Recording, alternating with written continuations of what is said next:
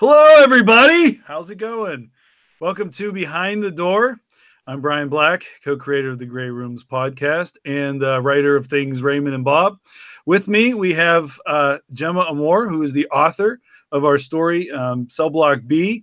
Also, one of the co-creators of the new Calling Darkness podcast. Gemma? Hello!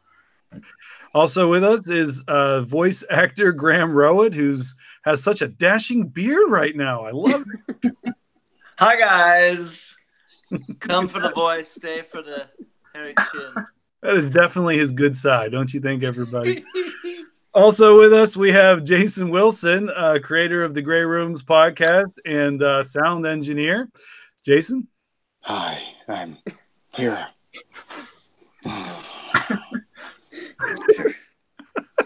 I don't have any comments for that one. And finally, I have our guest host, Toni Miller, who is from Ladies of Horror Fiction podcast. And Toni, she's our guest host, and I'm going to be passing the torch on to her. Hi, Toni. Hi, how are you guys doing today? Great. I forgot to reply. All four people answer that question at once. Oh my goodness. Isn't it so great? Bourbon at 2 p.m. I got You my. have a reason, though, Jason. You have a reason. I have my. I'm sucking up the Graham with my Canada Dry. I accept that as tribute. It's made from real gingers. I don't. As a dual citizen of Canada and the United States, I accept that. All right, do we want to get started? No, this is way more fun. We'll just that works. We'll just talk about what we're drinking. Oh my goodness. You guys, this episode was amazing, by the way. I was absolutely floored by how twisted it was, Gemma. It was so twisted. It was amazing. Thank you. Twisted is my middle name. Twisted is the best. That's just my personal opinion. But I do have a question about the creation of this type of a podcast. You're not going to have a bunch of questions, are you? No. Okay. Just a couple. Brian made me do it. It's all Brian's fault. Okay. That's it. Had nothing to do with me. It's all Brian's fault. So it's like a serial anthology. I mean, how did that whole situation come up? Hold on, just. Got your answer. Animals and kids, don't ever work with them. Wow. We just lost our host. Well, you can answer the question. She'll be back. I guess to answer the question, though, is a simple fact is that's how my dream was. The whole premise behind the Grey Rooms is exactly what was in my dream. That was a dream I had, some guy. And then I always felt that, I listened to a lot of the No Sleep podcast, which is the reason why I'm pretty familiar with Miss Amore, because she's on there. She has quite a bit of quality material on that podcast. And I like the anthology aspect that they were doing with it. And I thought that the whole Tales from the Crypt or telling stories was really great. And I figured, hey, man, it would go well with my dream. So just tandem the two together. And that's just kind of how I was. My dream was the serial, and then No Sleep podcast was the influence behind the anthology. I like it because of the fact that there's the serial aspect of it, and you keep going with like Bob and Raymond.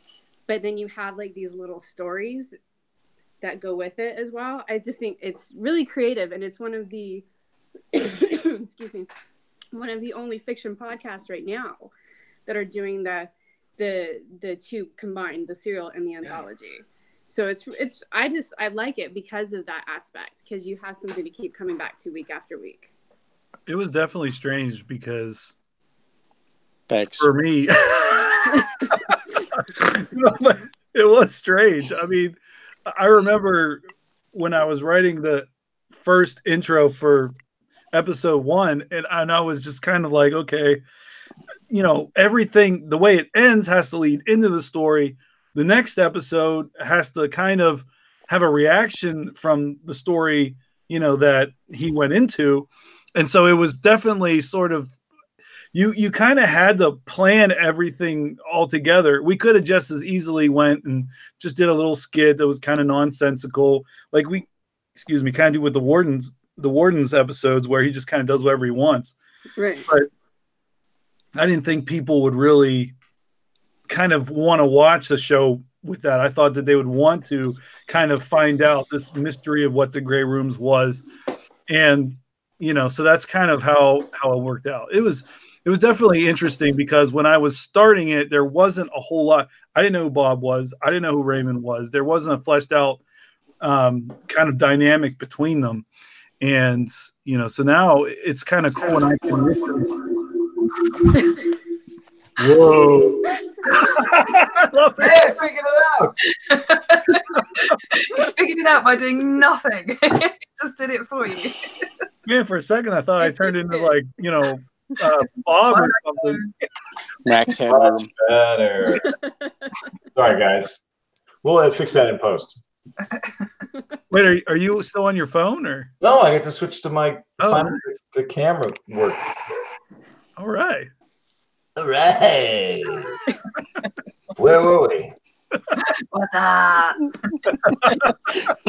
No. Let's hold hands now. What's up?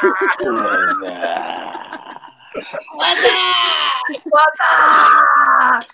Bourbon at 2 in the afternoon. That's what it leads to. I feel like that's a follow-up song to the, if you like the Pina Colada song, I think the Bourbon at 2 in the afternoon is the follow-up song to that. There should be a song for Bourbon at 2 in the afternoon after dealing with snow. Damn, it's great. By the way, Bo Chappell is singing about there being too many grams. Charlotte says To the tune of too many jokes, I assume. Charlotte says there can never be too many grams. I have this running joke that Graham is in every podcast ever made. So imagine if there were two of them. That's not a joke. That's the reality. It's just the truth. There's a horrible truth behind that. Well, technically, Bob is 2 grams, isn't he? Like 2 recordings or double recordings of Graham. Oh, that's right. Yes, 3 technically. Oh, 3 grams. How many grams does it take to get to the? Well, to actually get the voice of Bob, it takes 6 grams. 6 grams. Yes, a lot of panning. Lying on top of each other, yeah? Yes, they are. Yeah. It's like a graham sandwich. Like an awkward family photo where they're all stacked up on top. Oh, that's cool. But sorry, I think Toni brought up a really cool thing about the fact that the Grey Rooms is a combination of the serialized story plus the anthology stuff. And I hadn't thought about it, Brian, but you do have to comment. You do have to respond to those stories each week. Has that become something that's kind of, I'm not taking over. I just want to riff on what Toni asked, which is is that something that you now kind of enjoy doing? Yeah, I mean, I think that it's kind of one of those things where you don't get into sort of like a status quo, like you don't just kind of like get bored of, okay, I guess I got to find out what Bob and Raymond get into today. Right. I can kind of use that situation to kind of kickstart some ideas for maybe where it goes. Like, so for instance, with Fairy Tale, the character doesn't die, so I thought, okay, well, how do I explain that he doesn't die in the next one? And the birthday party came out and everything, and then of course after that he starts throwing up, and then so and it's neat, but it definitely kind of has, and those stories have to some extent kind of, I started to think to myself, well, is there something about these stories? Are they maybe a projection of maybe some of the characters' past? Is there kind of like some possibilities that maybe these stories were targeted or catered specifically to him, and so I don't know. I'm not going to officially say that is what's going on, but it's not at all. Brian's lying. But I do think that it is something I kind of wanted to play with, where with the stuff. Yeah. No, I think it's really interesting. And then I was thinking about this when I went through and I listened to all of them again this week. And Jeez. I was trying to do my homework. Wow, well done. But so I was listening to them this week, and it kind of, I was wondering if they were just like parts of his life all the way through. You know what I mean? Like little snippets of his life that he was re-seeing when he was in the Grey Room. So that's kind of interesting. Yeah. Well, It's neat that Brian does that because, again, this all came from a dream. And in this dream, this guy has absolutely no idea why he's there. And, he just goes through these doors and then he steps in his door and has to experience something. That was just my dream. And, the anthology tied into it. And Brian was really neat. Like, hey, let's maybe reawaken some things. Possibly. This is all... Right. This is like, we don't know for sure if this is what we're going to do, guys. So I'm not giving anything away. We're still figuring it out. But Brian said maybe we should let him start remembering things as he goes through the room and, bringing his life back. Maybe we can put stuff together. And I said, yeah, no, that's a terrible idea. And so we're not doing that. So just forget everything that we just said. So. Yeah, it didn't happen. Not at all. It didn't happen. Nope. Not at all. Nope. Not once. It's not out there for posterity. Raymond and Bob are lovers now. Well. Bourbon at 2 in the afternoon. I feel like I'm in like the Twilight Zone and I have no idea what's going on. I'm just going to sit here and drink and it's all good. No, it's coming back around. Don't worry. I can just imagine the negative reviews that we're going to get hit with. Raymond and Bob are lovers. Don't feed the trolls. Yeah. Trolls. Well, thanks for taking the time to listen to everything again, though. That's one heck of a task you had ahead of you there. Well, I listen to podcasts all the time just because I work from home, so I like to have the noise. But I found like the whole serial anthology just absolutely fascinating, just because it was so different from anything else that I listened to. Hear that, Netflix? Yeah, Netflix. Hey, come on. Yeah. So now I have a question. Do you guys write the introduction after the story comes from the author, or is it vice versa? No, it's after. It's after. Yeah. I didn't start working on those until we were getting ready to release the first episode, just because, for one, I wanted to kind of see how it was going to sound, because I didn't even understand 100% how this was all going to work. And then the other thing was, the first intro was going to be the most kind of dry, because I had nothing really. I had to introduce everything, and explain it. So I was like, well, and mainly it was already heard on the trailer, so I just kind of played it safe. But then after that, now it's fun time, like with everything. Now I can have everybody in the dark, and Bob is gone, and snakes are coming out of nowhere. And, it's kind of neat. I told Jason, I was like, Jason, I can do whatever I want. Pretty much. Yeah. And that's the beauty of podcasts, though. Yeah. That is such the beauty of a podcast, because you can do whatever you want and people are going to listen to it. There's always an audience for whatever you want to put out there. Yeah. Within reason. Within reason. I'm still trying to get one where like Jason ends up having to sing, but he's weaseling out of that one. I don't know how. Yeah, we don't want to lose listeners, but remember, I was a musician, but I'm a drummer, and I was a death metal vocalist, so I can do that if you need. Torture comes in all forms. I used to live with a death metal band for 2 years at university. Awesome. Oh my goodness. They were called student Nephrak. housing. It was. What was their name? They were called Nephrak. They were good. They were good. I don't really know much about death metal. That's a nonsense word, right? Like Nefrak. Nefphrack. I don't think they're around anymore. That's fantastic. A long time ago. ago. What are we going to call ourselves? Oh. They were good. They were good. I mean, they were loud, which I guess is the point. Like, I don't know metal very well. You drop They were loud. That's all that matters. Like, oh, Nefrak! I just want to know how they came up with that name. They were nice. They were nice boys. They were lovely. But they weren't very tidy, but nor was I. So Student housing. I went to university at University of Reading in England. So. Oh, did you? Yeah. Oh, cool. So I know about student housing a little bit. You ever catch a NEFRAC show? No, I never caught a NEFRAC show. Right. No. We need to look them up now. We need to. You know what? Let's do that real quick. Hold on. I'm sure there's something on YouTube you can. Yeah, because there's nothing else. When you Google those letters, nothing else is going to come up.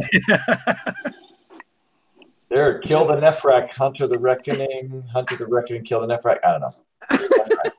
Well, I know it's not going to come up. Bourbon and 2 in the afternoon. Somebody has to record that now. We need to get some NEFRAC music on our soundtrack, man. Come on. For sure. You're looking for a bike rack? No, a NEFRAC. I will find them. I will email them to you. Let me see. There's actually something that is a NEFRAC. It's a fandom. What if that was Bob's real name? NEFRAC? NEFRAC. Possibly. Sounds like something from the Dark Crystal. It does, right? Right, where's the chat on this thing? Hang on. On this here computer thingy. There we go. Try that out. There you go. You know, it's kind of funny. Like, Brian said that he was waiting to hear how everything sounded. That makes 2 of us. Because I had an idea of where I wanted this to go, but I didn't know how I wanted it to sound either. So I just knew I wanted it to be extremely unnerving and binaural and just big, full.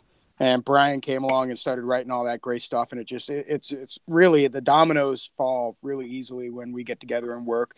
Plus Graham came along pretty much right away at the beginning, and he made life a lot easier too. So when you got all these, we got all these neat little buckets you can pull talent from, and it just really makes things a lot easier. So it's kind of actually, I can't say that the Grey Rooms has its own kind of a sound.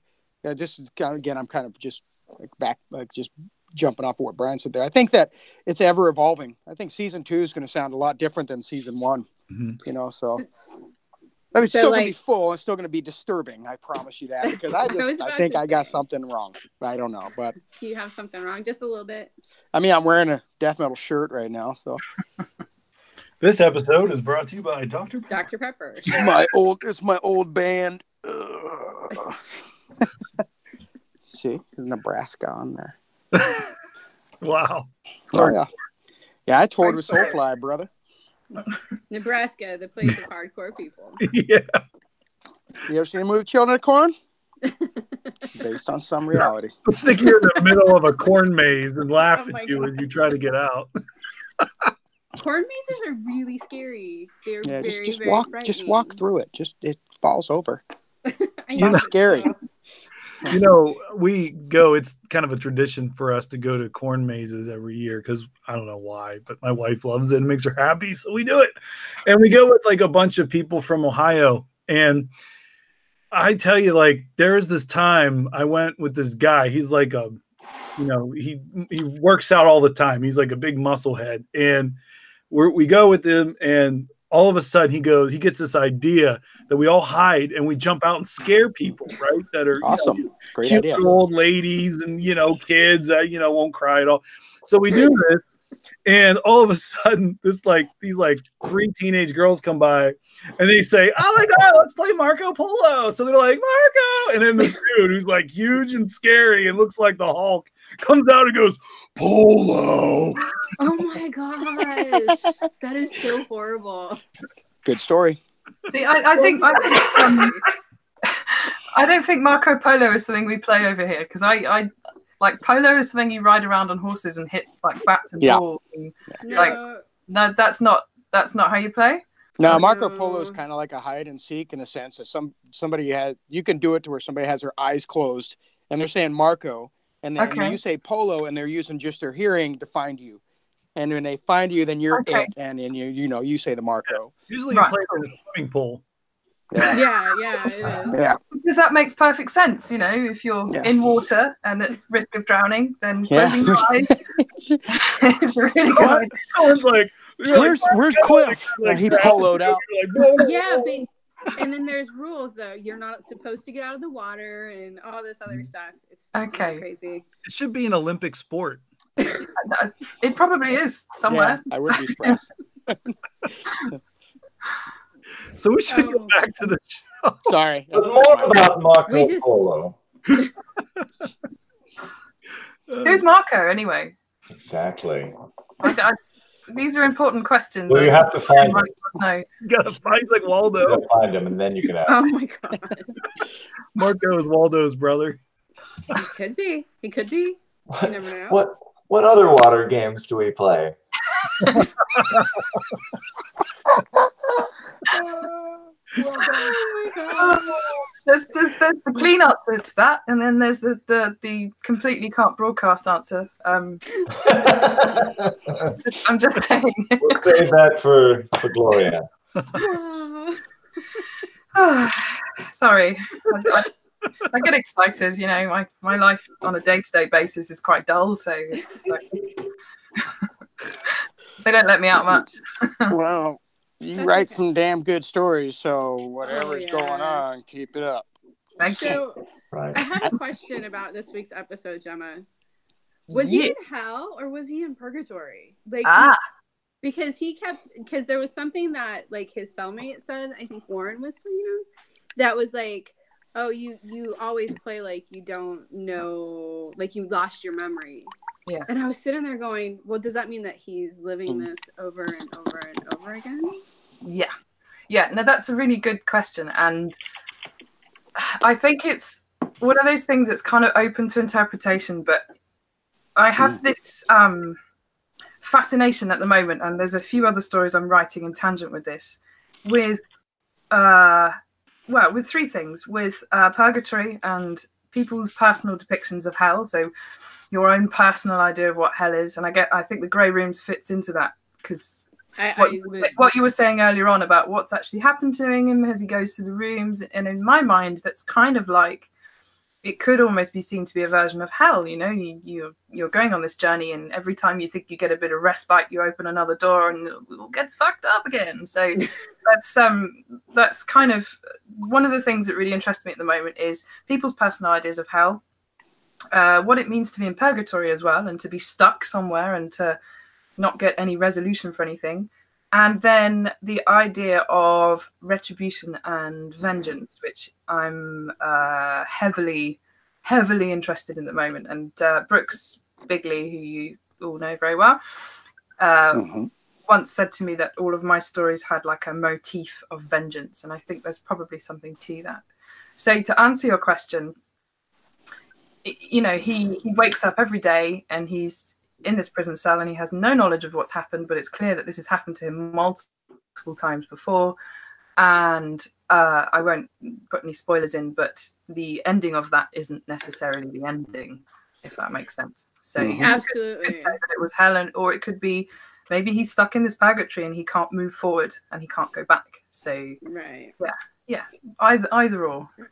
So I mean, the whole podcast has a very like Dante Alighieri feeling to it. So Dante is one of the things I was going to say when you originally asked that question, and I've just reread the Dante's Seven Circles, and I'm actually writing a story at the moment which is a reinterpretation of that. So it's very front of mind, and it was front of mind when I originally wrote the story for the Grey Rooms, because Brian explained the concept, and I was like, okay. So that's very cool that you guys said that, and everything actually you said, Gemma, it just bounced right. Well, it hit right here, because that's exactly what I was thinking when I had my dream, and actually used to describe the Grey Rooms to people as it's done evolved since then, but I've actually described the Grey Rooms as people as what if there was another little door off of one of Dante's levels, and it was just a little back room here where somebody was having fun with the souls and do whatever they wanted. Maybe it was another circle. So that's cool that you guys. Yeah, that's cool. Thank you.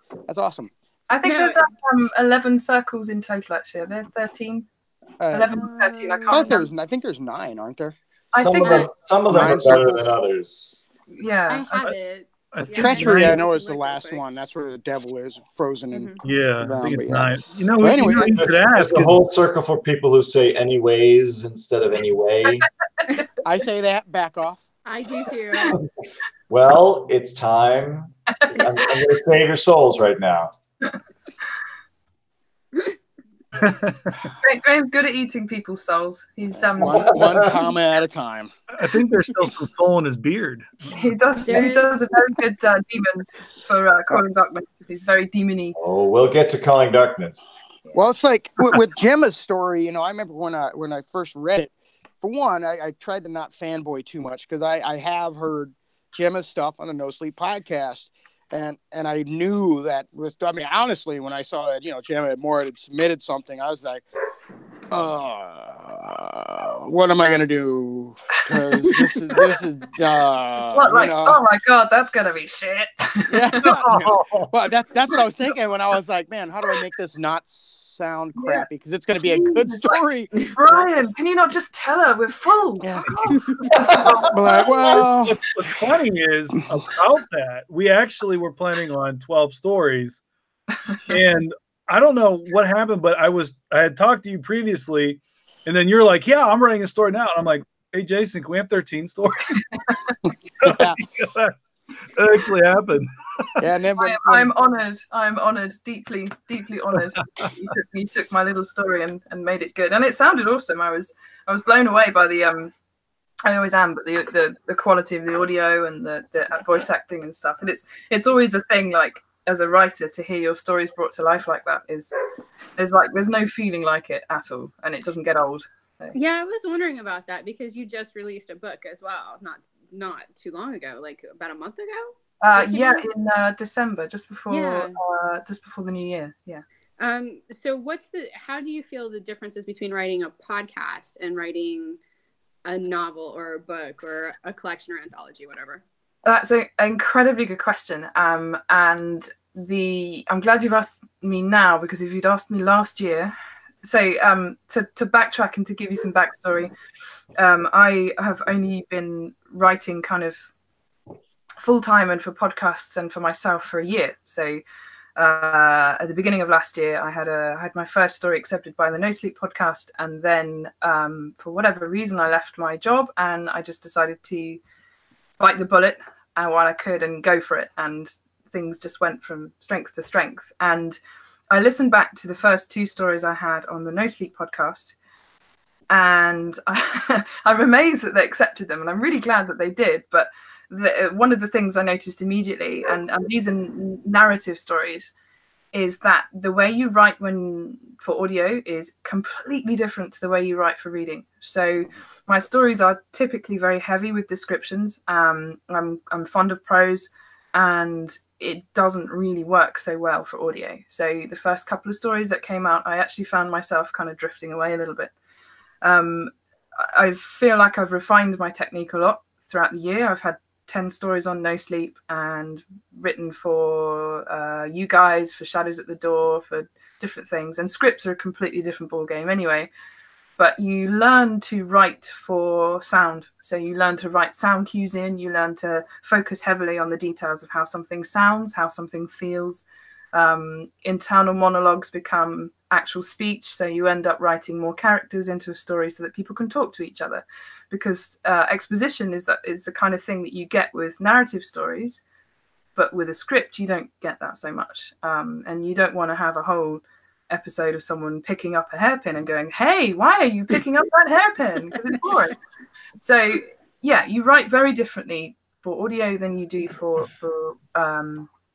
reading. And my book, the anthology that you mentioned, some of those were No Sleep stories, and I actually went back and re-edited them all to make them less obviously audio based and more for literary readers, if that makes sense.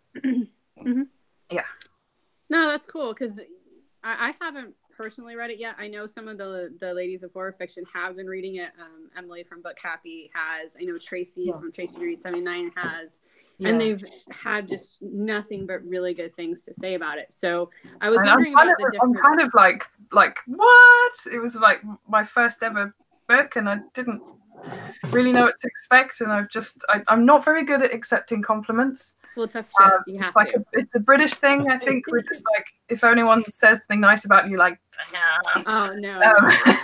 So I've had to learn how to take these comments, but they've been so lovely, and I'm just so happy that people are. I think the main thing is, like, I'm less fussed if people think it's good than if people enjoy it. And people really enjoy reading it, so that makes me happy. Yes, and I mean, I've been reading some of the reviews lately, and everybody's really enjoying it. And so I was wondering about that dichotomy between being a fiction writer, like, and being a podcast writer, because they kind of go hand in hand, but not really, because you're doing two different types of writing. Yeah. I mean, and you're right. And it's the more I learn, and I'm always learning every day, and I've got a lot left to learn. The more the two kind of do that, and particularly when it comes to scripts. So I'll use an example for people that might not know. I'm co-writing another podcast which has just had its first debut episode out now. Very good podcast at that. A very good one. It was, I would agree. Yeah, and so the first episode. Say the name. We missed the name. Yeah, sorry, Graham. Graham's in it. No, you don't. No, it's not for me. For just didn't hear it. It's called Calling Darkness. And yes, let's get this pimping. Let's do this pimping right. Yeah, sorry, I'm rubbish at this. I'm really not. So we wrote the first episode, and it was our first kind of joint script. And the way the script writing duties go is that my writing partner S.H. Cooper, who I think is also involved in the Grey Rooms, she wrote the first episode, and then I read everything that she writes, and we comment on it, and we come to some sort of agreement between us. But what we quickly realised when we heard the first mix of our first episode, it kind of fell a little bit flat. So everything looked good on paper, it sounded good on paper, it sounded professional, and it didn't have much that zinged about it and brought it to life. So we kind of put our heads together, and we went back and we rewrote big chunks of that script to try and remember what we were doing this for, which was to make people laugh, to scare people, but we wanted it to be full of personality. So that writing journey in itself is something that we've very quickly learned as we produce things and as we hear them come to life. So yeah, it's very, the dichotomy, as you said, between writing for podcasts and writing for books is getting bigger every day, she says. And I think that's normal. I mean, you take writing principles on board, you understand the basic principles of how to make a story sound good, but it's a really different ball game writing scripts.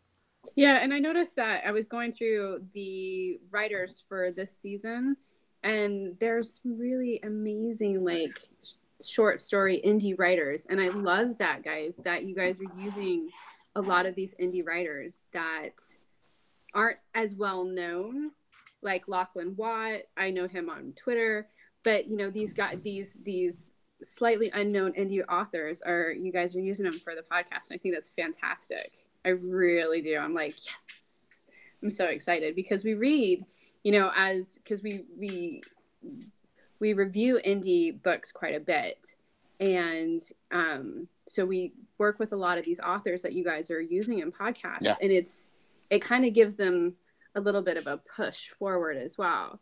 And I love that about podcasting, and I love that about the fiction podcast specifically. I do a nonfiction podcast, but the fiction podcast, I think it gives people kind of a different avenue if say, if they are like indie or they're self-published. Oh, yeah, sure. I actually like the fact that a lot of the authors that we did use, that we were actually blessed enough to have submit stories to us. That's ultimately what it came down to, is like, they submitted a story. So we're going to listen to it. And, everybody's exceptionally talented that we've had the opportunity to really kind of jump into this with. Even if we didn't use a story, it was hard for us to not use a story, because it's just like you're sitting there listening to it and you're reading this and you're like, wow, this is really well done. And in fact, you said, these indie authors, that was cool for me personally, because I do listen to things like Creepy Pod. I listen to No Sleep Podcast. I listen to these things pretty regularly, and I have noticed that there is kind of a small niche of, the same people everywhere here and there. And it was kind of neat to be able to get different names. Now, with that being said, S.H. Koopa, Gemma Moore, I don't want to take away the fact that I was jumping out of my skin to be able to work with them. But it was neat. Like it was neat. Like, Amar Tapia and Lachlan White, like you said, which his story is coming out this week for the patrons. And let me tell you something, it's a really good story, which also another No Sleep professional is in that. That's Aaron Lillis is in that story too, which it's, I don't know. It's like you said, it is neat working with these indie people, because I'll tell you something right now. I mean, I'm just blown away at the level of talent that I've had the opportunity to work with, but the more, the merrier. So with that being said, we still have a little bit of time left. If you are an indie author, drop another story for us, because I love reading them. I love reading them. I really do. It's exciting. And just like with that double feature, the reason why that double feature came to be, because there were so many good stories, I had to use them. I was like, we got to make this work. We have to figure out a way to put these stories out there. And, then the same can be said about the wonderful actors and actresses that we have had the opportunity to work with. Again, you go to some of these podcasts and you hear some of the same voices, and then we have all these different people working with us. It's neat. I think it's just another thing that kind of helps us stand out a little bit as well. I think it's really cool. Like I said, you're pulling a lot of the same talent and some of the indie creators. And I think that's really interesting, because you hear about, I think most people that listen to podcasts, they do have listened to like the Black Tapes podcast, and, and now they're, they started really small and now they're really big. Oh yeah. Rabbits, tennis and all that stuff. I was gonna jump in. I think that's the beauty of podcasting at the moment. And the Black Tapes is a really good example. It's like started off kind of small and snowballed, and Paul Bay is now responsible for, huge shows like The Big Loop. But the thing that I've found in the last year in working in podcasting is that everyone is so friendly and supportive. And if you need help with anything, whether it's promotion or editing or voice acting or stories or whatever, there is always somebody there to help you. For they take the time to out of their day to sit down and talk you through something. And it's something that I noticed at the UK PodCon. We just had our first ever PodCon in the UK, and it was just full of people who went, yeah, I'll help you with that. And it was so friendly. And I think indie authors can really tap into that. Mm-hmm. I think so too. I think that's why podcasting is appealing to a lot of indie authors right now, like writing for a podcast, is because it does get your work out there without having to go down some of the routes that other, indie authors have to go through, where they're having to submit to to collections and anthologies. And I wouldn't be published if it wasn't for people I met through No Sleep podcast. Yeah. They, it's as simple as that. You meet people in the industry and they take an interest in you. And podcasts are really good for that. One thing too is, unlike, like some writers might just take stories that they have in their backlog, maybe they hadn't gotten them published, and submit it. With the Gray Rooms, we kind of have a unique premise that the main character has to die. And so people might not all have that in their typical story. So when we did ask people like Gemma and others to write these stories for us, in a lot of cases, they had to just write a new story from scratch. And I don't think they had really a lot of time from when we started kind of asking for these. Maybe within a couple months. I think. Did you have a couple months to write that, Gemma? Do you remember? I think it was. I genuinely don't remember, because my brain. I have a child. My brain is like spaghetti. It wasn't a long time. I know that. But they did. Everybody, I think for the most part, was writing new stories for this podcast. So, again, Jason, thanks you. I thank you. It was really great that we were able to work with everybody that did that. I do like the idea, though, that there's some people who had existing stories and then they just went, and at the very end they're like, oh, I've got this story, and they open their Word document and it's like happily ever after, and then like delete. And he died. Hit by a nail gun. Good, done. Bing, bam, boom. 100 years later, he died of a heart attack. Yeah. But he lived a long and happy life first. Oh shit. Yeah. Delete. He lived happily ever after, and then died. Done. So I have a question. We're talking about the author side of it, and but what about the voice acting side of it, Graham? Do you feel like it has helped kind of push voice actors out into the? I'm trying to be nice. Good old Graham. Yeah. You mean podcasting and voice actors? Mm-hmm. Well, my take on all of the voice acting and audio drama stuff is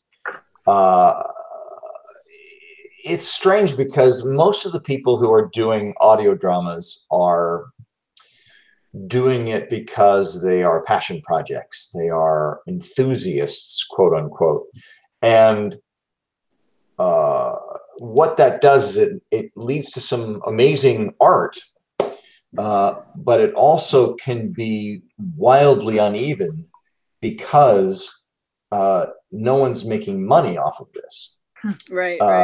Most people aren't making money off of this. And if money was a part of it, then you would see all these people who are like, well, I am a professional this or a professional that, and I want that money.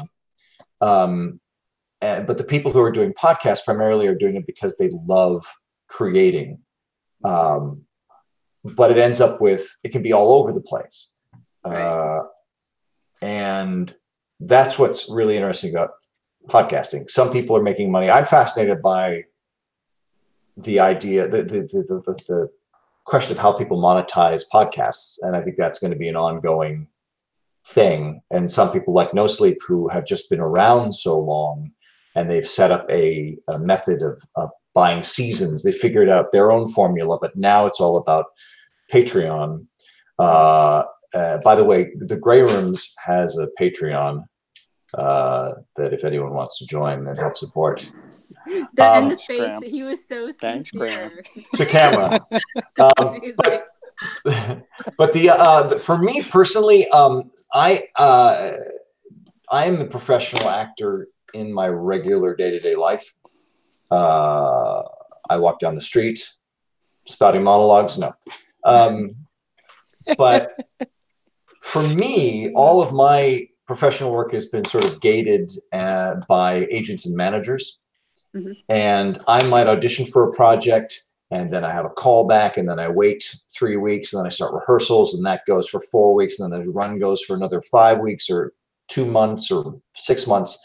And that is satisfying, but what I crave is to get to do what I was trained to do. And so for me, getting involved in audio drama, and I didn't also I needed to have, I also moved and had the space to set up my own studio. And for me, it's a little like being a kid in a candy store, or another way I compare it to is if you had a racehorse and you trained him to race, but most days, all they got to do is walk in a circle. And so for me, it's the joy of getting to do what I was trained to do. Right. And let's say in that, like I did the last Broadway revival of Sunset Boulevard, which was last year, I think, maybe a little over that. And I was like, wow. I mean, I that on paper is a really exciting thing, but I didn't do much in it. But it's a Broadway show and it pays well and it's cool. But if you're just on stage as what I call a physical prop, it can really wear you down. Right. So in podcasts, you can be the hero or the villain, and it's so much more satisfying. Or both. Or both. So it really feeds the artistic part, as long as you can also have a life that pays you money as well. Right. Because I think that's the cool thing about podcasting is there's so many people right now that are podcasting that it's a passion project for them. You know, they have their day job and then they're recording or writing until 11, 12, 1 o'clock in the morning. Oh, yeah. Yeah. So, yeah, right.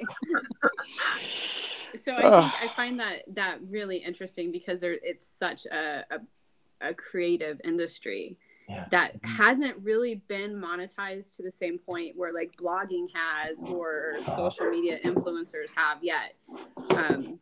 So, you know, there's still lots of us out there that are still working, you know, our normal day jobs out there, but they're still producing, you know, pretty high quality podcasts. Yeah. And everybody's, and maybe, you know, maybe they'll figure out, maybe, you know, I don't know if it's just our own desire that this becomes the next big thing, but it feels like there's a certain degree of attention that is being focused on this industry. Another thing that's fascinating to me is, you know, podcasts in some respects are becoming the new television pilot. Which is, whether for better or for worse, that's a cheap, inexpensive way to test out an idea. But of course, those are usually locked down by some of the larger podcast creators with stars and packaged and all that. But still, it brings attention to what we're doing, and someday we'll all be rich. There you go. That would be nice. I like how Graham thinks. I do too. Good thing right there. Patreon.com/The Grey Rooms. My mom still doesn't know what a podcast is, and neither does mine. What do you do, darling? Yeah. I it's like radio, Mum. It's like oh, I don't get these complicated things, these blog thingies. This just today, I'm reading from the email from my mom. It says, "Can you explain to me what a podcast is? Does one have to pay for it? I gather you download the podcast. That could take up a lot of computer space, wouldn't it? Could it be deleted after being heard?" Okay. And so she has some questions. She has good questions. There's other questions than my mum's questions, which is what's a podcast over and over again. Yeah. And just have them get an app and stream it. You don't have to download it. No, I send my mom the link to our podcast and then she like clicks on it, and as long as it plays, she's fine. But if it does anything else, she's on the phone going, I don't know what it's doing. Yeah, apps are a step too far for that generation over here. Like they're like, just send me the link. Right. And then there's also going to be the thing like, you know, my mom may not, there are things in this world that I do that are not meant for my mom. What do you do in your spare time? I don't know how to. My mom waits till midnight every Friday that there's an episode. Well, you know, and listens. She might not always like the content, but she listens and she lets me know. Oh, that's cool. See, fortunately, I took a little bit of extra work and I got us onto the Alexa format. So my parents just go and ask the Alexa to play the Grey Rooms, and it'll play the Grey Rooms podcast on the Alexa devices. So I tell you, if they could go back to just flip phones, big fat buttons, no text, they would do it. But they also like to send pictures and stuff. So there's an avenue if you just don't want to mess around with apps or anything like that. If you do have a smart device, one of your smart home devices, just ask it to play us because it will. I don't think my mom even has internet, but it's good stuff. Maybe I'll start there, like getting her internet. But then she'll be ringing me like, how does the email work? How do you turn it on? Like, what's the flashing light mean? Oh man, we are on YouTube. We love you. We love you, moms. We love you. I'm not doing that. I don't love you that much. Sorry. But actually, we like you, moms. One thing when Graham was talking there is, you know, I wanted to point out too is that Graham is a professional, highly professional. If you go to his website, you can check out all of his demos and see what he has done, find out information about it. Heck, you could just Google Graham and find out stuff about him. And it's been an absolute privilege for me because it is definitely a passion project. I work 2 jobs to try to make this work and everything else like that. And to have Brian and then the level of authors we have, and then to have somebody like Graham wrote it. Yeah, pretty much an A+ like star role in this at almost every corner is it's humbling, and it makes me love the guy. That's so much. And everybody else too, because I tell you, man, it is a project of passion. And when you have such exceptionally talented people join in and share that with you, it's mind blowing. And sometimes you don't believe it. You're saying like, no, it's not real. It can't be. And then you get something like Gemma's story, Cell Block B. I read it. Absolutely wonderful story. And then Graham sent me his recordings, and I was like, okay, this is gonna be awesome. And it was. I loved it. I knew it was going to be dark because Graham did such a great job in that, in Gemma's story. So, and then Warren, that's a funny story in and of itself. But let's talk about and purely selfish. I get to do great stories like Cell Block B, and how cool is it that this story is, as an actor, you get to play a character who has no idea what's going on, and all I have to do is sort of anchor that story in my own idea of how I would be responding to a situation like this. And you can play that entirely naturally. You just imagine that situation and go, what the fuck? And then, 3/4 of the way through, as an actor, you go, oh, wait a minute. No, this guy, he's actually not right in the head. And then I did completely shift into a different character with a different goal, and it's all messed up. And that's catnip for me. It is so twisted. I mean, the whole series is twisted, and it's fantastically twisted, though. My wife is a twin, by the way. Wait, your wife is? My wife is Michelle. Yes, she has a twin brother. Oh. Yeah, Okay. I'm obsessed with twins, and there's been loads of psychological studies about and really quality American TV shows, twins gone bad and things like that. Where like one is good and one is bad, or both are evil, or like it's. Is that a real show? I know, that's crazy. I need to find this. I know. This is our next binge show with me and my wife. Good. There's definitely one. I think it's either called Twins Gone Bad or Evil Twins. I think that's the learning channel. Evil Twins. Evil Twins. That is a real show. Evil Twins. Yeah. I think it's on like Investigation Discovery or something. I think. All of that true crime American TV comes over to us, and we get it on our Freeview channels on satellite and on digital, and it's just like I would eat that stuff. Like, just give me all the true crime, feed it to me. So I'm obsessed with twins, and I love the idea of one being good and one being bad, but genetically they're identical. I think I might do another twin thing. Yeah, that was crazy how the ending of that story, like Graham said, he completely metamorphosed into, I just totally screwed that word up. Damn bourbon 2 in the afternoon. He changed into instead of being kind of like this hapless victim guy running around like, what the heck's going on? What is happening to? I needed to see inside him. Like, what the hell was that? What are you talking about? Yeah. And then the way he said it, almost begging, crying. Yeah, Graham did a really good job of just making it sound like, what? Well, I just wanted to cut him open and have a look inside. Like, what? Like, he was almost scarily convincing, and I'm wondering whether it's like a long lost twin that Graham is not telling us about. Yeah, Not anymore. not anymore. But we can't discount either the other aspect of that story that really, whenever I listen to it, because I other than editing these things, when they're done, I listen to them probably 3 or 4 times a day for an entire week just to make sure that everything sounds great. And to the point where I don't want to hear it ever again, but then I constantly go back. Like twice is enough. And then then I constantly go back, especially after bourbons at 2 in the afternoon, and I listen to them again.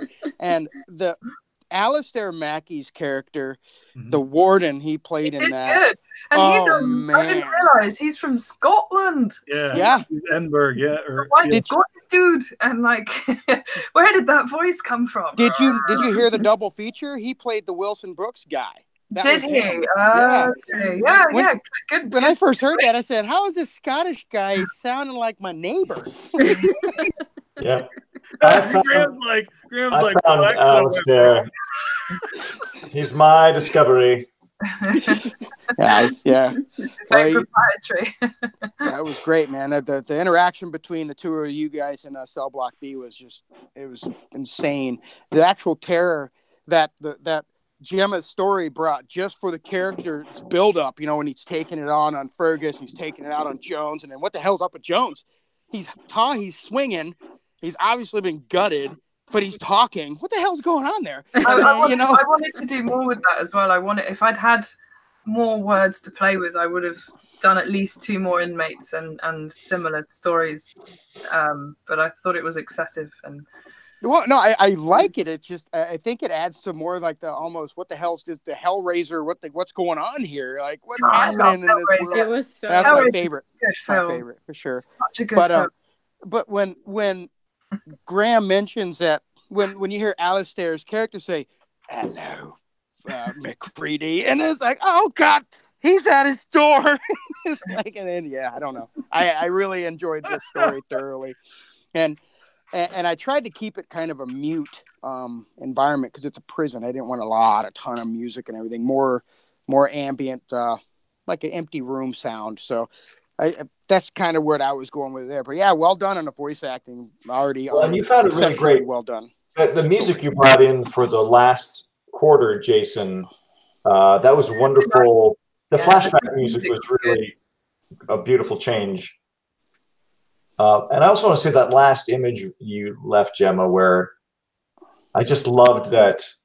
I just love that last image that was of the tree and of the peaceful setting of nature, and that sort of just storytelling wise, we still find a moment of, because a lot of these stories end with happiness, really, really dark stuff, and it's nice to end having gone through that whole journey, that we end in this contemplative place of beauty and peace, that everyone can just go sit back and just take a deep breath and go, wow.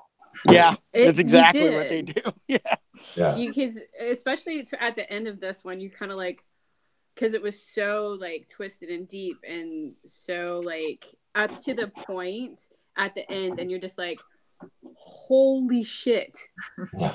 What did I just listen to? That's like, if somebody says that, I always consider my job done.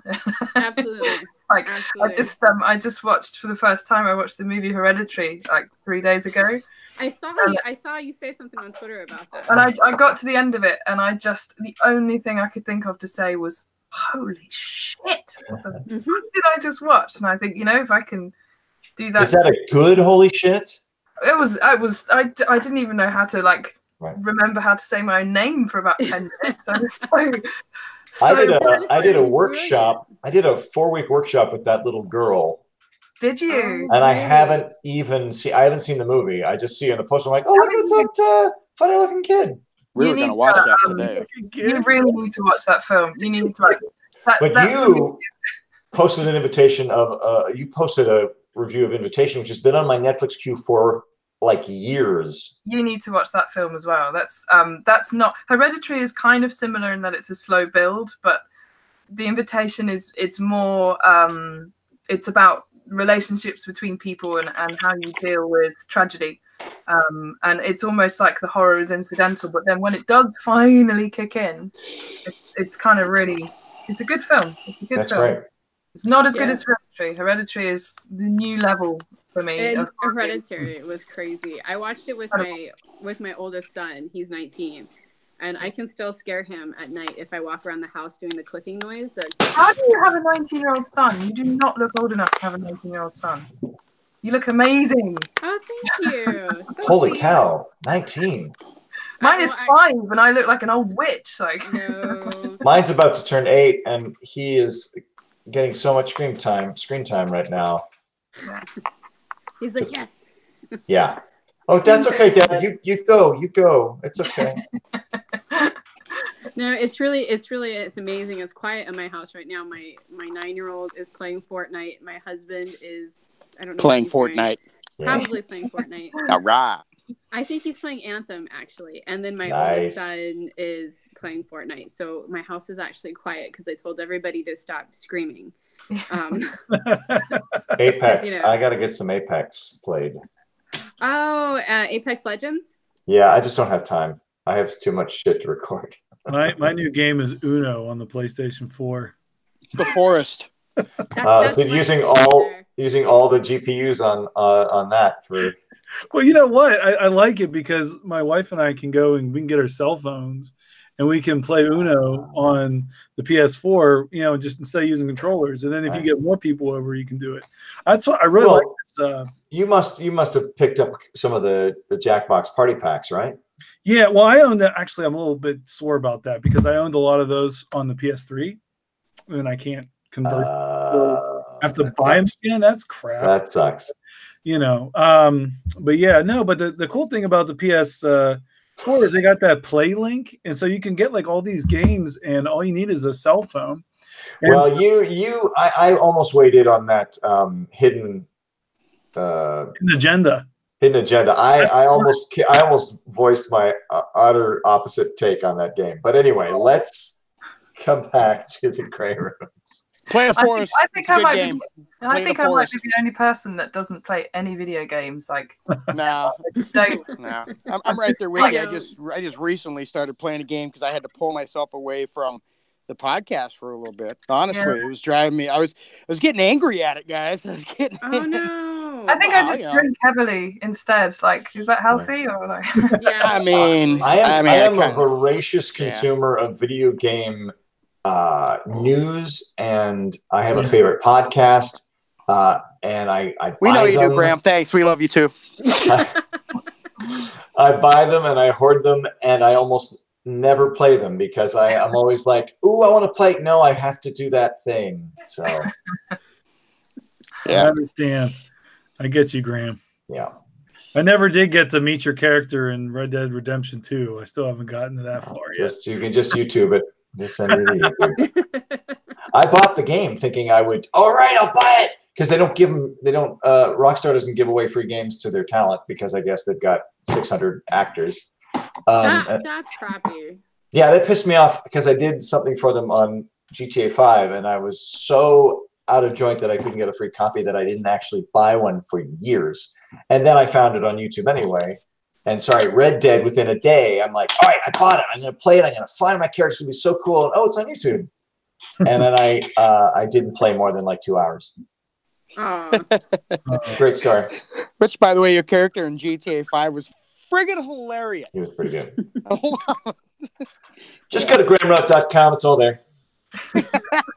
By the way, in the description of this episode here, I do have all your websites on there. So, very nice. And Gemma's and the Ladies of Horror Fiction and all those. Everybody's website is on there. So, yay. I think Ladies of Horror Fiction, by the way, are doing an incredibly important job at the moment of raising awareness of some awesome women in the horror industry, and keep doing it. Keep doing what you're doing. Thank you. I'm loving the whole signal boosting stuff that goes on.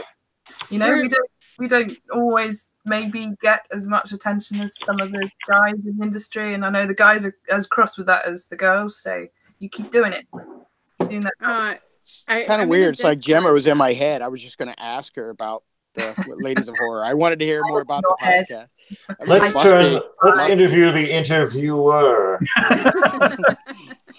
So I'm in a Discord chat with everybody, and they're actually watching right now. And everybody said thank you, Gemma. By the way, thank you. Yeah. Well, because the main problem that we've had, I think, with women in the horror genre is the fact that And you can still see this come up on Twitter. You see it come up in Facebook chats. You see it come up quite a bit, is that people just don't know about how many women are writing horror right now. And it's a huge number of women, and it's good horror. It's scary, and there's a lot of body horror, and it's gory and disgusting and twisted. And we just don't hear about them as much. And we're not sure if it's a thing where women aren't promoting their stuff as much as men do. I think there's some truth to that. I think women aren't naturally as comfortable kind of shouting their own wares as perhaps some of the guys, because I'm friends with a lot of people from both genders and non-binary people on Twitter in particular, and I do notice the guys are more comfortable promoting their own stuff. There's a very active guy who's just been nominated called Gabino Iglesias, and he's like, you know what? Fuck it, I'm going to sell you my book every 5 minutes of the day, and it works. And that's, I think, maybe us ladies need to get more comfortable with doing that ourselves as well. Right. And that's why we do as much boosting of books as we do. You know, we review books. We work with some of the other women that work in the different horror industries. We have people come on and do guest posts. And Gemma, you're writing for Lillian, as a matter of fact, on Sci-Fi and Scary too. I am, and awesome. I started doing movie reviews now because I started off years ago doing movie reviews. I wanted to be in the movies when I was, a kid, and it never happened. So this is my way of getting some of that magic back. And I'm a massive film nerd, so happy about that. That's good. Yeah, and good stuff. Lillian's really cool. And our project came out of, we were working on another project. We're a bunch of bloggers, and we were working on another project together last year, and we all left that project, and we kind of all banded together and said, okay, well, let's do something that we're passionate about and that we really are that we really have a lot of passion for. So we started Ladies of Horror Fiction one night, and there was 4 of us, and it just kind of snowballed from there. And everybody that we work with now, I mean, we have amazing Instagram wizard in Emily. Mm-hmm. We've got amazing Twitters, and we're all bloggers, so we all have our own blogs. So we're just doing a lot of stuff, but we hope that we feel that it's really helping. I feel like it, and you work with people like Nightworms and with Sadie Hartman, who's Mrs. Horror. She knows everyone in horror, and she's really good at kind of getting behind the whole women in horror thing as well. So I think it all helps. I think there's an important conversation to be had about equality and gender and how we approach that in horror, because it's traditionally seen as the realm of the male, and women are perhaps not seen to be as fucked up as guys, but we all are. We are. That now. Just ask my husband. We are. I think we write horror in a different way.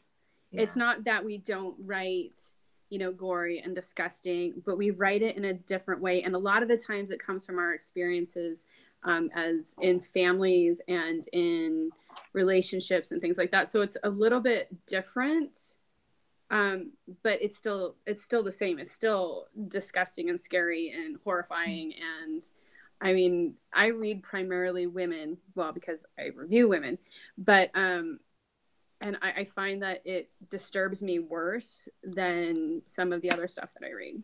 I think too, when we look at it, for Jason and I reading these stories, I mean, would I know that a man or a woman or anyone wrote any specific story if their name wasn't on it? Mm-hmm. I mean, I feel like if it's a good story, then I should be able to read it, appreciate it as being a work of art or whatever. I enjoy the character development, enjoy what's happening in it. And being like, I want this story in a podcast, Right. Right. And I think is awesome, but I do sometimes feel like that isn't the widespread view, and I think sometimes women are finding it still in this day and age. I know it boggles my mind, but we're still finding it difficult to access certain things and certain privileges that guys kind of have. which is something that I don't think I've felt personally, but I can totally understand other women in the industry finding it more difficult to get ahead. Right. So there was a study done from the Horror Writers Association a couple years ago about the difference in male versus female actually being published in the horror industry. And there's some questions that, really need to be explored, I think, a lot deeper that came out of this study. This was a few years ago. I talked about it on the first episode of the Ladies of Horror Fiction podcast. And it was, there was the question of whether women just don't promote themselves as much, or if we aren't submitting or something of that nature. And I think like Brian and Jason are in a very good position because they're reading the stories. They're not looking at the gender of the author, but there are times when you see it where there's an anthology and there's no women writers. Oh yeah. And with that being said, we're very open to female authors, and we encourage women to send us their stories. We actually would love as many of you to just bombard us with your stuff. Just bombard them. Send it all. Hit us. So I apologize. I will say though, I did get a tweet or a DM in Twitter one time. There's a female writer, and she had asked if kind of like what sort of stories we look at, because she had told me that a lot of people wouldn't use her story or publish her story if it had a female like lead character, like the protagonist was female. She said that was common. So I can totally see that happening. I've seen that in other shows, and I think, I don't know whether it's subconsciously, but I've noticed, and actually this is the thing that David Cummings mentioned.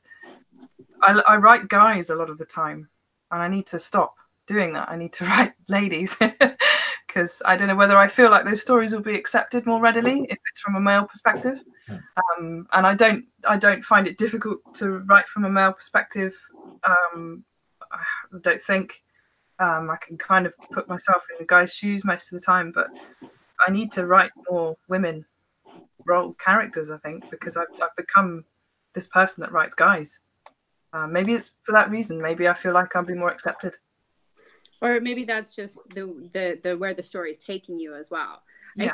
I think we have to be, cognizant of the fact that we don't want to go overboard and just write female characters or just write whatever characters. We need to go where the story's taking us. And if the story, if your protagonist is male, then the protagonist. I'm sorry, I talk with my hands a lot. So that's all right. I do the same thing. I do that when I'm recording. Does anyone else do this in the recording booth? You do this and like knock the mic and yeah. Yep. In the last episode of the Ladies of Horror Fiction podcast, I kept knocking the microphone. I was like, this is nuts. But I just want to. It's just more about like people don't know about Angela Carter and how amazing she was. And they don't know about like so many of these Gothic women horror authors that they came before the men. And so it's important that we do put that out there and that we do have that history. Mary Shelley was no slouch. I was going to say, like the original modern monster story was, Mary Shelley, and that was a mess, that story, but it was still really compelling. Quick question, Toni, are you guys familiar with Dusk and Shiver? Mm-mm. So Dusk and Shiver is a new online literary magazine. I guess you can say an online magazine, quarterly magazine that specializes in horror, speculative fiction, fantasy, and I believe the team is all women. And you might want to take a look. And I'm sure they're new, so I promoted them a little, and I know that Gemma probably knows them through. This is a great time to talk a little bit about Calling Darkness, because that is a project that came about with women coming together saying, we are not happy with what we're getting to do as voice actors, so let's make our own show. Yeah, pretty much. Just to finish your Dusk and Shiver is, like you said, predominantly female led. There's a lady called Christina Menente, and she is one of our audio ladies for Calling Darkness. So they are like a magazine, online magazine, but I think they also do narrated versions of those stories. So Calling Darkness, for those that don't know, is an audio drama fiction podcast. We are a 10-episode season. Each episode is about 30 minutes long, although they're creeping up as things happen. And we have a very strange mix of cast members, where there are 6 girls, one of whom is myself, who on the large part were amateurs, and we kind of got together in a group chat, and organised by Charlotte, who's another contributor to the Grey Rooms. Yeah, love and Charlotte. we were the general aim was to share casting calls with each other. And then I was in the bath, as I am for quite a lot of the time, on a group call with all the girlies, and I was like, well, if we don't get cast in anything, because, you know, I'd never done any voice acting or anything. I was like, if we don't get cast in anything, let's just make our own podcast. It's like if we're not married by the time we're 40, let's just marry each other. Well, yeah, now, or are you talking about the girl? Well, it sounds like one of those pacts. Like, if we don't get anything, let's just make our own thing. And it sort of, the idea snowballed, and then we started writing, and then I started chatting to a few people in the No Sleep world, noticeably David Cummings. And then before we knew it, we had a full cast and almost all of the script plotted out, and we had the incredible actress Kate Siegel on board, who is our narrator, who you may have seen in The Haunting of Hill House, and there's our 2nd series in the running, which is very good news. And it just became this big thing. So we've just released our 1st episode, and the feedback has been really lovely so far. We're really happy with the feedback, and we've still got a long way to go. We're mixing episode 2, I think, as we speak. But yeah, and that'll come out Thursday, right? Yeah, and we were aiming for like a bi-monthly release. So this Thursday coming is episode 2. Nice. And as Graham said, it's very predominantly female-heavy cast. I mean, we have Graham. Graham is our lovely demon overlord, and we have Dan Zapula, and we have some lovely guys on board. But it's predominantly birds, doing our thing, and we're trying to bring a little bit of normalcy to the horror world, in that girls talk about stuff, and they talk about sex and vibrators and this and that, and we talk about everyday stuff, and there's a place for that in horror as well. So that was the premise, is we wanted to make a podcast that was basically our group chat in audio drama form, and that's kind of what happened. So no, it felt episode fun to 1 was listen fantastic. to.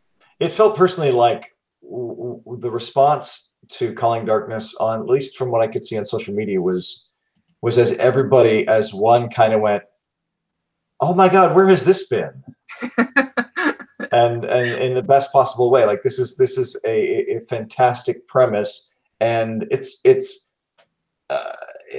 for saying I don't think it's a weird comparison. It's like when I went to see Black Panther, and I was like, yeah, where has this been? Yeah.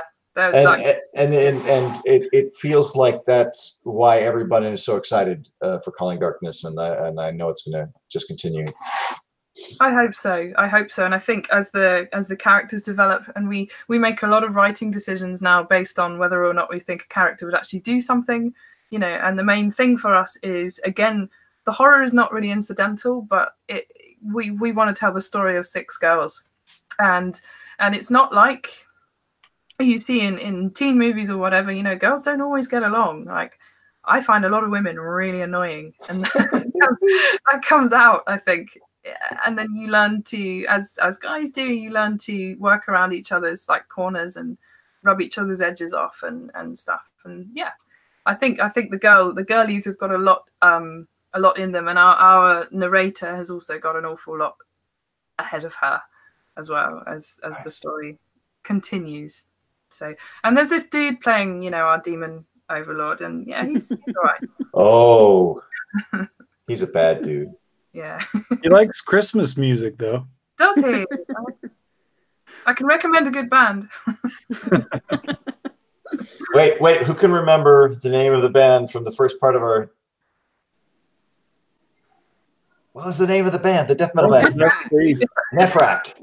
Oh, that's what I don't know what you're talking about. Yeah. I was just seeing if I could remember it. Like Mike Lee? I know. Bourbon at 2 in the afternoon. That's going to be a hit. That's a hit. Which I had to change my earbuds. Sorry, guys, if I sound a little different. Oh, Bourbon at 2 p.m. Sorry. Karaoke classic right there. Let's wait. I can't wait till Thursday. And of course, Behind the Door will come out on Friday. Lots for people to hear. Yeah, if you, Gemma or anyone, if one of you guys wants to send us a trailer or something for Calling Darkness, and we could toss it into, like we could put it on the end of this so that people can hear it, since we've been talking about it a lot. We might need to, maybe we'll mix a new trailer, I think. There you go. Yeah, that would be. You have your people contact my people, we'll get it done, we'll get it taken care of and stuff, eh? I'll send a carrier pigeon. And also, too, with the Ladies of Horror podcast, please, if you do have somebody contacting you guys in your direct messages or something, talking about submitting stories, always know that the Grey Rooms is an open door for everybody. We're all inclusive, and we would love to support and showcase female authors. That's... Yeah, I will make sure to let people know that. I mean, and I will be writing a blog post today for LOHF News, so I will make sure to put that in the blog post. You're going to be inundated now. Which you're going to get a new sub today. I'll make sure to subscribe and pay attention. Know what I'm talking about.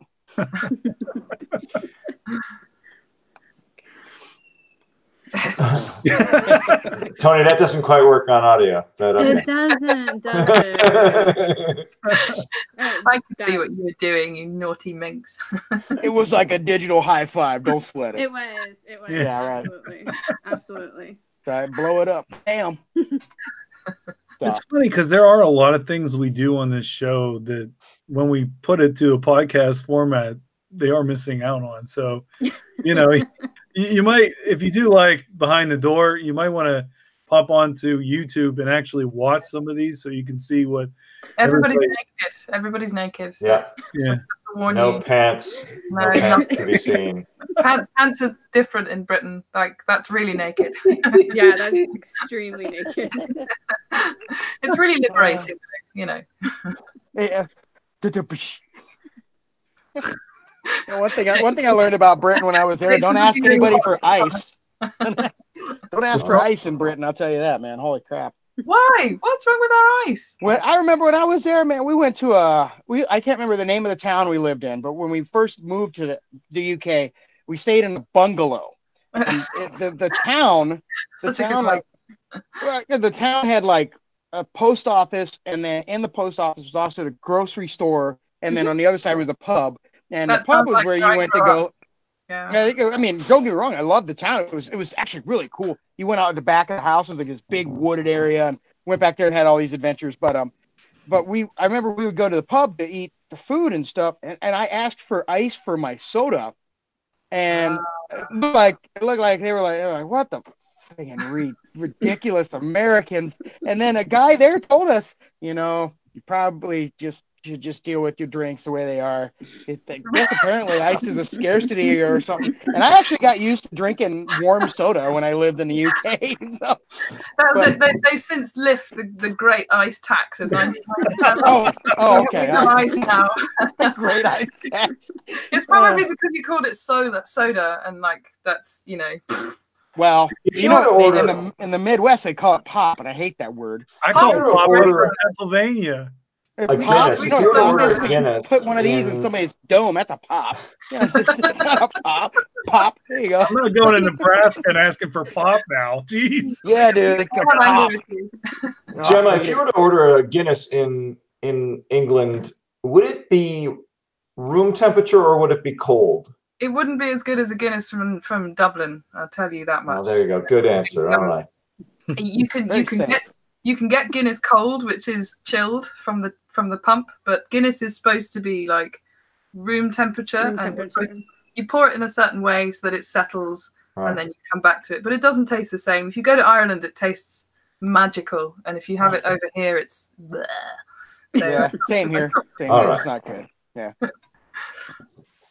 Well, the things you learn. The things you learn. Always educational. Feel free to come over and visit anytime, and I will take you on a grand pub tour of all the good things we have to drink. I like it. Let's do it. Everybody can go. We'll have a big, huge tour, and actually, hopefully, in January next year, we'll be able to all take a tour in Seattle. Yeah, PodCon, baby. PodCon. That's what we're trying. I got to sell some stories first. I got to sell a lot more stories first. I would like to go over and visit all the friends I've made in the US now. It's Well, again, though, Gemma, thank you for allowing us to for allowing us the opportunity to read your story and then allowing me the opportunity to produce it. And I just want to tell you, I really am a fan of yours. I've liked your work on the No Sleep podcast. I like what you're doing, your sassy character in Calling Darkness, and I did really enjoy your story. So thank you ever so much. And Graham, I love you, man. I can never talk highly enough about how exceptional you are. Brian, okay, and then we're gonna go ahead and move on. Brian. That's it. Brian. Brian. Gemma said it best right there, and actually, it really resonated with me when she was talking about, everybody gets together at Calling Darkness, kind of, around each other's edges, corners, or basically smooth everybody out. It's one hand washes the other, and Brian's been one to really help me get my act together and get this going, especially with, and I do apologize, I wanted to openly apologize. He hasn't helped you with your lighting yet, though. I did that on purpose, man. All right. It was a lot brighter beforehand, but you know what? That's all right. It is. Shady character. Can you bring back the flashlight just once? That was really good, though. I like the Can flashlight. You do it? What? Can you bring back the flashlight? The reading light? There he is. You can't, but you need to speak so the camera will go to you. You need to say something. I think the heavy breathing isn't enough. Not enough. There we go. You gotta talk louder or more. Or here, I can do this. There we go. Brian, thanks ever so much for your help, Brian. You've really helped me escalate this to something I didn't know it would be. Thank you. I think I just peed myself a little bit. Oh, dude. All right. Rock and roll. We're wrapping it up in style. Nobody would know unless you told us. Come on. We'll find out because I'm not wearing any pants. And then to our glorious guest hosts, thank you ever so much for taking the opportunity and for really soldiering up and doing what you did there, listening. Oh my gosh. I mean, to everything. Are you kidding me? I don't even want to do that. We've been it's so wonderful to have a host, and we've had a few who listen to the shows, and it's really refreshing. Not refreshing. We've had them, but it's exciting to have a discussion with somebody who's been outside looking in, and we've been so in the trenches that it's really kind of great to talk to someone. Did you like it? Tell me you liked it.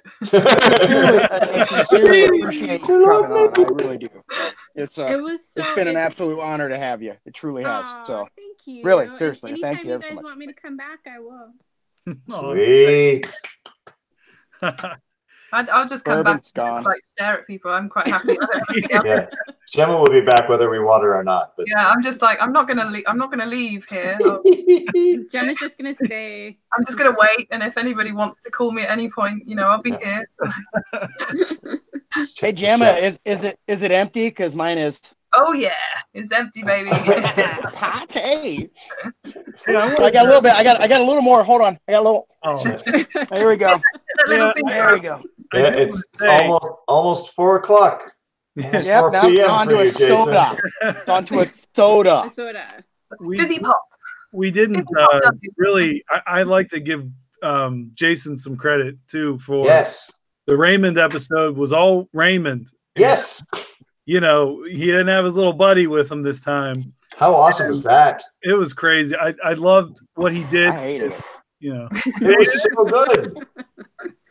And to know that Jason was just sitting there by himself recording that, fighting a snake. Yeah. In the dark, how amazing is that? Well, I mean, there could be so many different avenues of thought. Right. I'm sitting there in the dark fighting a snake. I'm sure Jason. Sounds like I specifically think my parents told me not to do that. You know.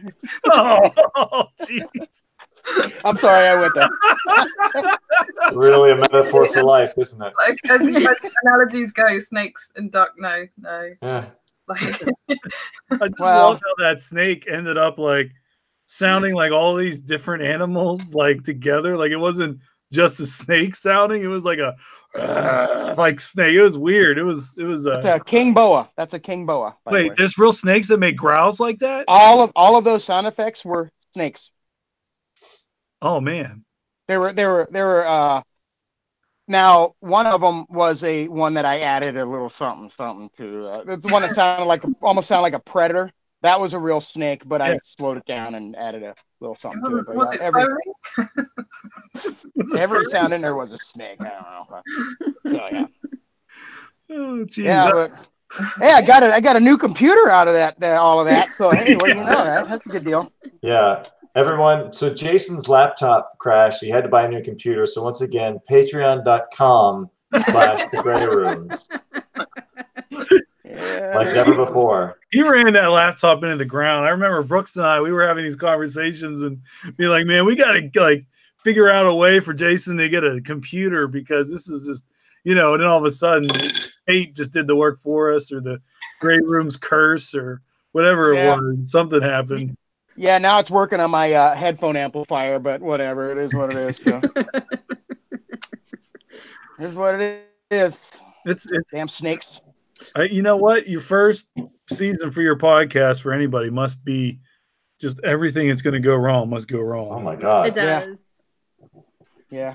Oh my God. I think it was mentioned earlier that, you know, you jump into podcasting because you just really want to do it. And then you're just like, boy, it sucks. I mean, granted, you still love it, but you're like, holy crap. And then someone says something nice about you on Twitter, and you're like, oh, that's all I needed. That's all I needed.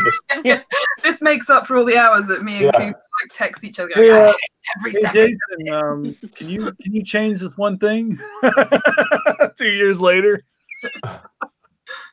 Look at him. He's not going to say. He's just like, I hate you. I'll get right on it, Brian. I'll get right on it. We used to be allowed to listen before he I don't get them done in time. I get them done like right before they go. Yeah. It's like, get it out there. Thanks. Right, next thing. Oh man, it's fun though. It is. It's even though everything gets super stressful and crazy. Well, after it's over and everybody can listen to it. It's really great, and we really appreciate everybody's feedback lately. We've been getting a lot of nice reviews. People have had a lot of great things to say on Twitter. You know, and we had a lot more people join our Facebook page. I mean, if everybody what's our Facebook page called? Facebook.com. I'm trying to set you up. Help me out. I think it's Facebook.com/ The Gray Rooms Pod. Exactly the same as our Twitter, yeah. And then there's Facebook.com/groups. Just look for the Gray Room's emotional support. Yeah, just look that up. What's the last word in that? Anyway. Yeah. There's like 4 or 5 slashes, a couple of commas, and yeah, you know, just whatever. Just start hitting the top half of your keyboard. No, press enter, see what happens. Brooks would be very disappointed if we did not clearly tell people that we would love to talk to them more in the Gray Room's emotional support group. That's true. It would be and really also, really speaking of happy. Brooks, I'm sorry. You can also find Calling Darkness on Facebook. Yes, you can. Twitter. We have a what are those things? Tumblr? Fan thingy, page Friendster? group thing. What's that called? It's called something. Oh, you have a group. You have a group. You have a Facebook group. We have a group. Just look for Calling Darkness. And you'll find us. We have a coven. That's it. We have a coven. There we go. That's it. And they're on Twitter too at Calling Podcast because I support and follow them wholeheartedly because of specifically, well, now because it's just a dang good podcast, but beforehand because I know everybody in it and they're all just wonderful people. It's all just really great people. Why wouldn't you support great people? But not all of us. I'm a total bit. Just like that I'm not really. I ain't be hearing that. No, but again, like like Brian was saying with the good positive reviews and comments and stuff. The biggest thing for me is that not just the listeners are happy, but the authors and the actors and actresses are happy. As long as they're happy, we're doing our job. So that's my piece on that. Yeah, and if you have any opinions about Behind the Door, like we have gotten some negative reviews because we've given too much content. I mean, like, too much content? What? Right. If you do think we need to do something with Behind the Door to maybe clean it up or, make it shorter or longer or whatever, I don't know. Just let us know and we'll work at it. I mean, this is kind of a work in progress anyways. We're still trying to figure it all out. It's funny though. Yeah. You do you. I think reviews are kind of brilliant and all that, but I think you stick to what makes you and what honestly makes you happy. When I read that, I was just like, that's ridiculous. Just right.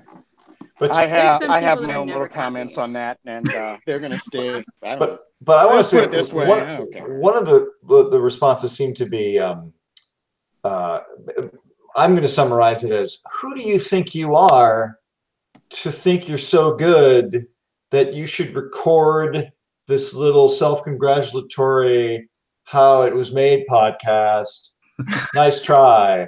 And it's like, yeah, but at the same time, recording the podcast is because we think we did a good job, and some people want to hear it. Like it's just somebody coming in with a negative sort of, who do you think you are? You're nothing. And that kind of energy is just poison. I have a rule, and that's just don't read reviews of any type. Don't read good reviews. Don't read bad reviews. Just because it doesn't change who you are. Right. And it doesn't change what you're doing this for. So just the don't good reviews are not going to make you feel any better because you're already feeling pretty good, and the negatives are going to drag you way down. So exactly, just don't read reviews, guys. There's my one piece of advice. Not that anybody asked for it, but I'm telling you anyway. Easy like Sunday morning, done. just keep doing, you guys, because this part of it is kind of nice because you get to see the author, you get to see the actors, you get to see Brian and Jason, and so it's nice for those of us that do listen to podcasts a lot. Like, you don't see a lot of other podcasts doing that, you know what I mean? So it's something kind of a little bit extra that's kind of nice to have everybody in one place and get to talk to them. Yep. Netflix, Amazon, you guys hearing this? See. What, you want a Netflix show of just us hanging out? I want a show everywhere, cool. All over the place. AMC, TNT. I want on your local news. TNT. Jason's at home sewing keys onto his big old cloak. Big dreams. Yeah. If you don't swing for the fence, you never know. Yeah, exactly. Got that right. Reach for the skies. Even this podcast, Behind the Door. We did the first one for one of our preview episodes, and you're like, the odds are there weren't going to be a lot of people who are going to watch one that might have come so early. But if you don't start, you're never going to do it. And then that over time, the audience will likely build. So if you build it, they will come. That's a great movie. And it was filmed in Nebraska. There you go. Just saying. That being said, let's talk about Kevin. projects. Gemma, what kind of stuff you have going on? We know you have Calling Darkness, but you have some other things.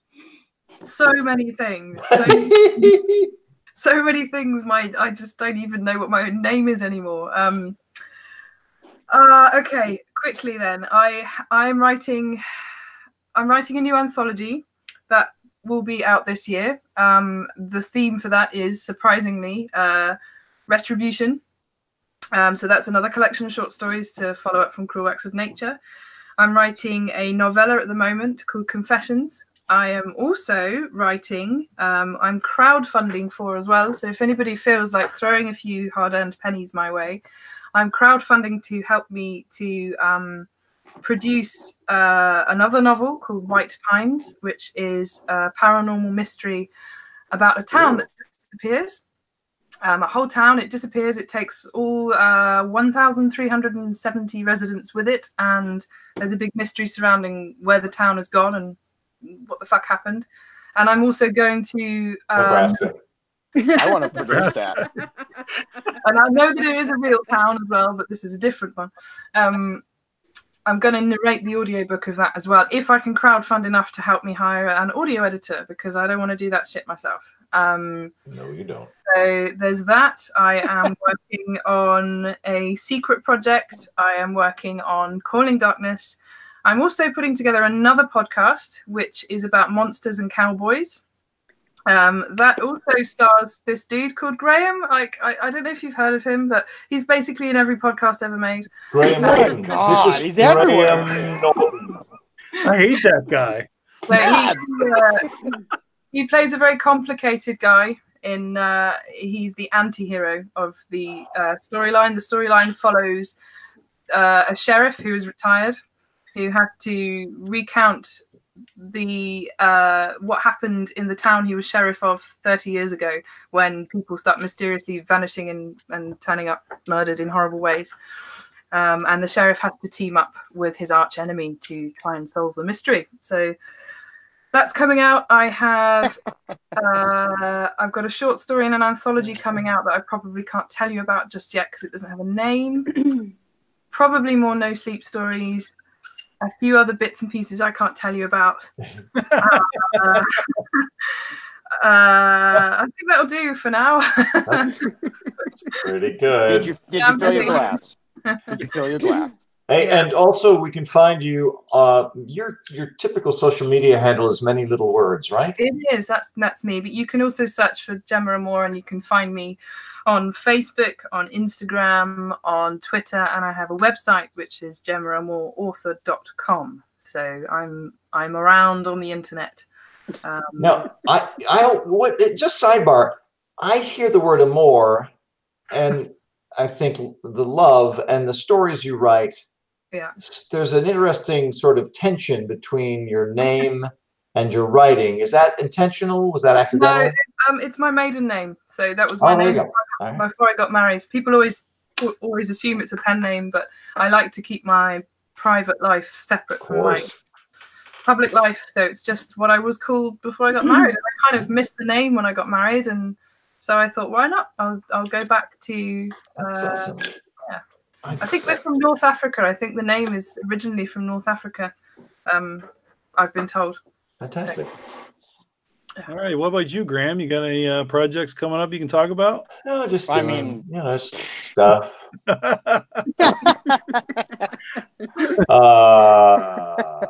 He's doing a new song. I don't know if you've heard it, but it's Bourbon at 2 in the afternoon. Yeah, I think it's like some drink substance. I'm doing some Nefrak covers. I'm totally gonna send JM I'm gonna send JM a text message, and then I'm gonna hook you two together, and we're gonna make Bourbon at 2 a.m. Bourbon at 2 p.m. Bourbon at 2 p.m. That'd be great. It's just because the PM is the catch, because people might think it's 2 a.m. but you're like, no, it's in the afternoon. It's not good. Worthless drunk. Yeah. No, I wouldn't know where to begin, but I am excited for some for my Grey Rooms work. We don't know where Bob is. Oh, that's right. Next episode, you're in it. Yes, but everyone all over the Twitter is like, "Where's Bob?" Yeah. And I've also got a couple really fun stories on the No Sleep. So between Grey Rooms and No Sleep, it's good eating. And Graham is also in the story for in 2 weeks. Grey Rooms. Sorry. right? The White Heaven. Yeah. Yes. So you and Amanda. So it'll be Amanda. And it's mostly her. Yeah. That's coming up too. It's so cool. It's so cool that these stories. It's got to also be crazy, Gemma, because it must be like when you write a screenplay and then it's 2 years before you see it on screen. And you gave your story. I remember recording it in. It was a long time ago. I think. July or August, or something like that. Yeah. And it's got to be crazy. You're like, that's right. I wrote this story. Like, is it? You kind of get used to that in a way. Like, unless you publish everything yourself. Right. It's got to be like that with No Sleep too, right? Yeah, it's exactly the same with No Sleep, and you're like, I'd forgotten I wrote that. Wait, I got a story on it? Oh, that's that story. Yeah, because it's just how the nature of the industry, and I think yeah. But it's and then you're so relieved when you're like, oh, that was good. Oh, thank God. I'm always relieved. Right. It wasn't shit. Yay! I always tell people, like, listen to this, but I'm really worried it might be a bit shit. And like, there's a running joke amongst my friends, and they always text me and they go, it wasn't shit. Yeah. Do you ever try to, like, I'm going to listen to it first, like right away, and then I'll tell people, oh, by the way. Anyway, I like to listen to everything once, and I think there's been only like 1 or 2 stories I've listened to more than once, because I find I'm quite squeamish about my own stuff, and I'm particularly squeamish about the sound of my own voice, which I don't particularly like either. So anything like once is enough, I think. If I read it more than once, or I listen to it more than once, then I know I really like it. But otherwise, move on, out. Yeah. The next thing. Oh yeah. All right, Toni, what about you? You do writing yourself? Do you have any projects with let's see. I'm trying to finish up the first season of the LOHF podcast, and we just added a second series to it. And basically I talk about an original women of horror, and then I read one of their stories. So at the moment I'm reading Lois the Witch by Elizabeth Gaskell. Ooh. And I'm doing a couple nonfiction horror articles for Apocalyptic Realm. And I just started writing for another horror website called Horror After Dark. So I'm writing for 3 blog sites now as well. So cool. Nice. Yeah. Busy. Everybody's busy. Ride or die. Pretty much. Yeah. Sweet. All right, guys. Until Netflix comes around, then I can pump out more than 13 stories a season, Oh, come on. We're going to have a double, right, for season 2. Nope. Oh, man. You imagine that? That'd be crazy. No, it's just going to be the same number of episodes, but an equal number of bonus episodes. There you go. 2 stories every episode. Right. Oh, jeez. Oh, man. How am I? Yeah. Like, I'm going to kill you in your sleep, Brian. I've learned a lot this first season, man, how to like do things differently. I was very amateur sound guy when I stepped into this. So, yeah, hey, man, who knows? We'll see. I do hope to be able to work with every single one of you again. Every single one of you. Toni, Brian, Graham, Gemma. I would love to. I mean, again, I kind of fanboy out on that one a little bit there because I have heard your stuff before. So, thank you. Stop it. I don't like compliments. Stop. I'm with you there. But we're grateful. We'll just like dress it up with something insulting as well, like Blackadder kind of. I'm happy with that. Oh my God, I loved that show. I loved Blackadder. Are you kidding me? That's a Rowan Atkinson show I used to watch all the time. They also had a show on when I lived there called Spitting Images, and I freaking loved the hell out of that. Yeah. I looked that stupid thing up. They used to make oh God, I'm not even going to go on. Anyway, Blackadder. Love it. Blackadder. Yeah. Final call to get rid of that song. Oh, well, there you go. I sang for you. Last call. Yeah, that doesn't count. Last call, everybody. You guys want to take? I guess we'll start. Yeah. We're going to go one at a time. Start with Gemma. What do we do? Last call, I have no idea. What do you mean by last call, man? I think we're out of booze. We're done. Unless you have something important to say. Oh, I see. Like you want. Oh, okay. I was really from Graham. Jason normally has a larger beer, so last call would work, but it doesn't. Everyone's got to do the big hokey goodbye. Well, I'm here. Bye. I got a good one this time. No, I still have no idea what's happening. All right, I'm just gonna hit stop broadcast. Say goodbye, everybody. Okay, bye. Bye. Bye. All right, that's good. You guys did a good job. Then pretend your feet is frozen. Are we live? Can I? By the way, Bob is now our